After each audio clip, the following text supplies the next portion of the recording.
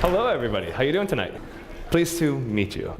That is what I look like when I go to work. That is not my Halloween costume. I am not dressing up like Dexter. That is what I wear when I am slaughtering animals. That knife in my hand is a very precise tool. It's very, very sharp, very, very smooth, and it's a little scary looking, I understand, but it's actually not so bad. So the reason I'm here tonight as a shochet is because I want to talk to you all about what do we do when our Jewish values clash up against our modern values. Before we get into answering this question, I think we have to talk a little bit about what these Jewish values are, as well as our modern values. So the Jewish values we're going to be talking about, let's talk about kashrut, keeping kosher, eating kosher food.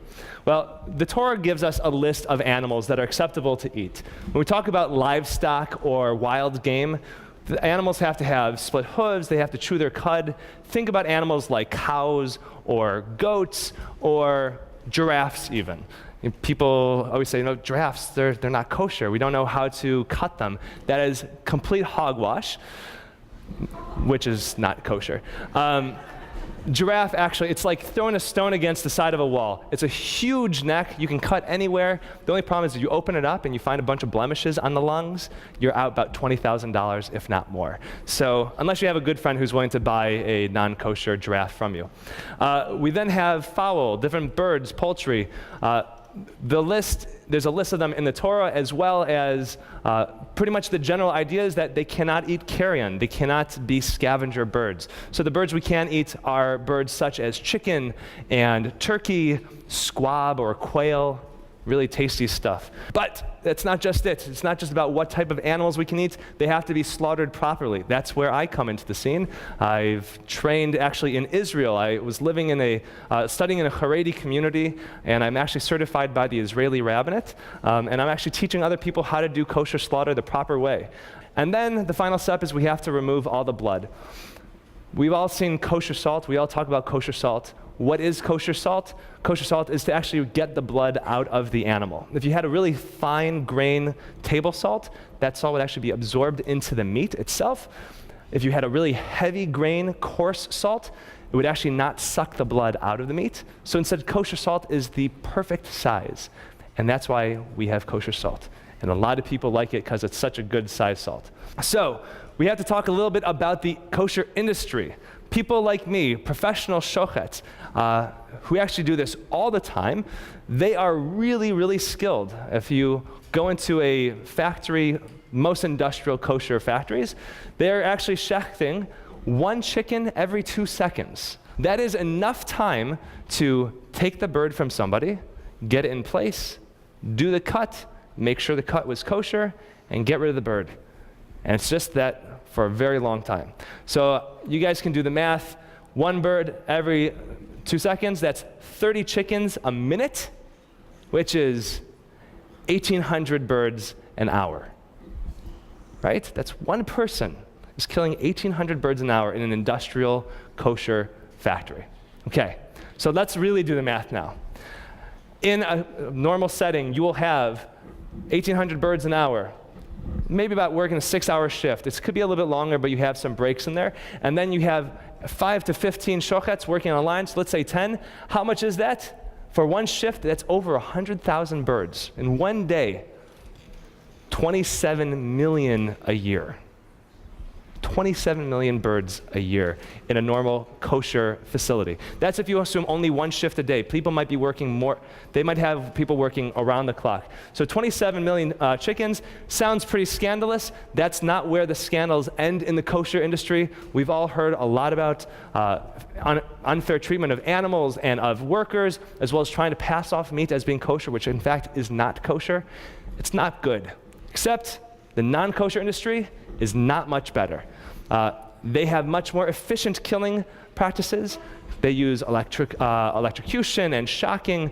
They can crank out a lot more birds because they have a lot more customers, but they still have the exact same scandals and issues that we have.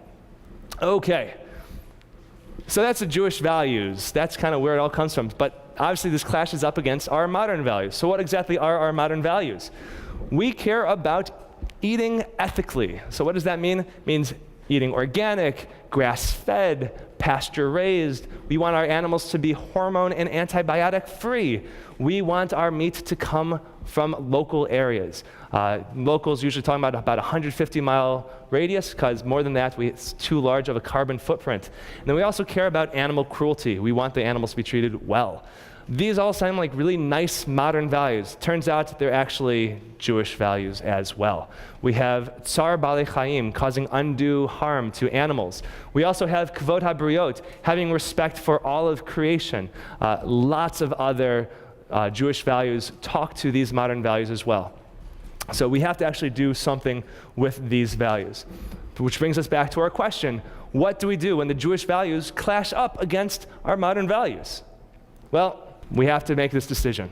We have to look to the Torah. Does the Torah tell us, one is better than the other? When kosher is on one hand and these other values are on the other hand, does one win out? It turns out it is a non-starter of a question. There is no way in the Torah that will say you can do one and not worry about the other. Instead, the Torah tries to push us to actually embrace both values, which means that we then have to come up with an idea of what to do. First, we have to educate ourselves, and then we also have to weigh our options. The non-kosher world has a lot of options available to them. You can go online, you can go into groceries, you can go into plenty of restaurants here in Los Angeles and get ethically raised meat.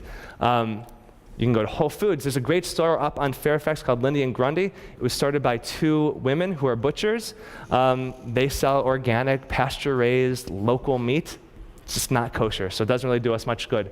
The kosher world has far fewer options. We have Whole Foods and Grow and Behold.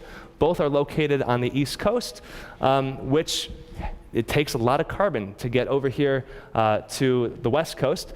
And you can go to some local butchers and get some meat, but odds are the meat that you're finding in these shops are still killed in a larger factory setting where they don't have such concern about the animal welfare at that time. So we have to think of some other options because these options are pretty limited. And there's another option which the Torah provides us, which is to eat less meat. Okay? So, in the Torah, in the book of Deuteronomy, in Devarim, we have, talking about how often should you eat meat, it says you should eat meat when your soul desires it.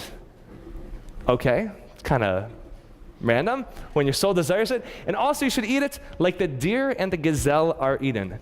I was talking to somebody on Monday night who said a reindeer happened to find its way into his backyard, which is kind of strange in itself.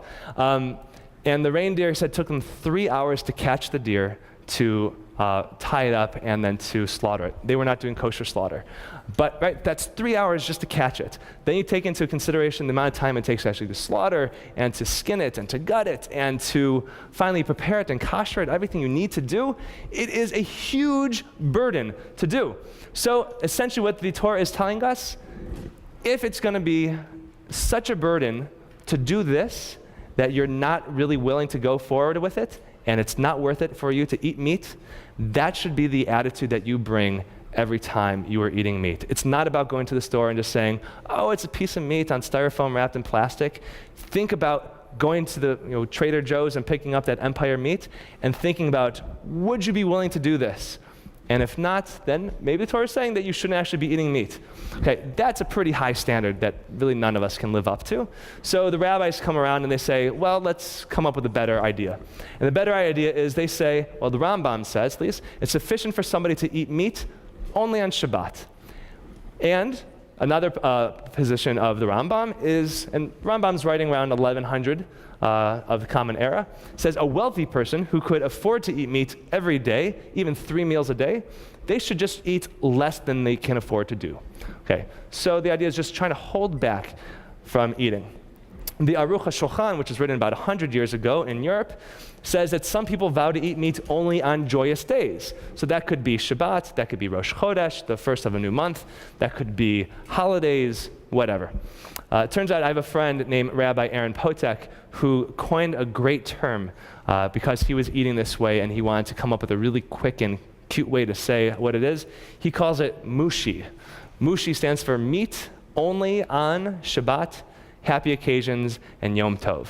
So if it's your birthday, if it's your anniversary, it's your first day of school, it's your last day at a job, it's who knows what. You can think of what those happy occasions are. The idea here is to limit the amount of meat that you eat. It seems pretty easy. Right? So I began by raising this question of what do we do when our Jewish values clash up against our modern values? The answer is there really is no answer.